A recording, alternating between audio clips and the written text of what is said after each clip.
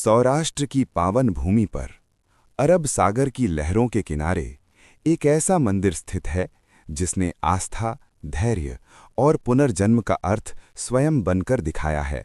सोमनाथ मंदिर। इसे भारत के 12 ज्योतिर्लिंगों में प्रथम माना जाता है, जहां स्वयं भगवान शिव अनादिकाल से विराजमान हैं। कहा जाता है कि चंद्रदेव को अपने रूप और सौंदर्य का अत्यधिक अभिमान हो गया था। इस अहंकार से क्रोधित होकर दक्ष प्रजापति ने उन्हें श्राप दिया, जिससे चंद्रमा धीरे धीरे क्षीण होने लगे। पीड़ा से व्याकुल चंद्रदेव ने भगवान शिव की कठोर तपस्या की। उनकी भक्ति से प्रसन्न होकर भगवान शिव ने उन्हें श्राप से मुक्ति दी और यहीं सोमनाथ के रूप में प्रकट हुए। तभी से ये स्थान चंद्रमा के उतार चढ़ाव और शिव की करुणा का अमर प्रतीक बन गया। सोमनाथ केवल एक मंदिर नहीं था, ये ज्ञान, कला और वैभव का केंद्र था।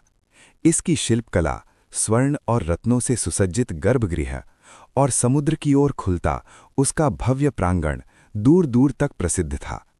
यात्रियों के लिए ये आस्था का दीपक था और विद्वानों के लिए साधना का पवित्र स्थल।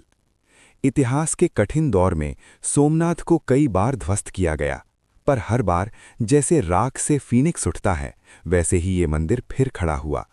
जब जब आक्रमणों ने इसकी दीवारें गिराईं, तब तब भारत की जनता ने अपने विश्वास से इसे पुनर्निर्मित किया। ये सिलसिला बताता है कि पत्थर टूट सकते हैं, आस्था नहीं। स्वतंत्रता के बाद सोमनाथ के पुनर्निर्माण का संकल्प लिया गया। सरदार वल्लभ भाई पटेल के दृढ़ निश्चय और देशवासियों के सहयोग से मंदिर फिर अपने गौरव में लौटा।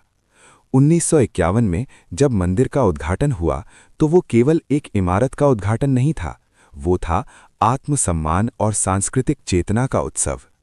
आज सोमनाथ मंदिर समुद्र की लहरों के बीच अडिग खड़ा है। सायंकाल की आरती में जब शंखनाद गूंजता है और सूर्य सागर में विलीन होता है, तो लगता है मानो समय ठहर गया हो। यहाँ आने वाला हर व्यक्ति केवल दर्शन नहीं करता, वो सुनता है इतिहास की धड़कन। एक धड़कन जो कहती है कि सत्य, भक्ति और साहस अमर हैं।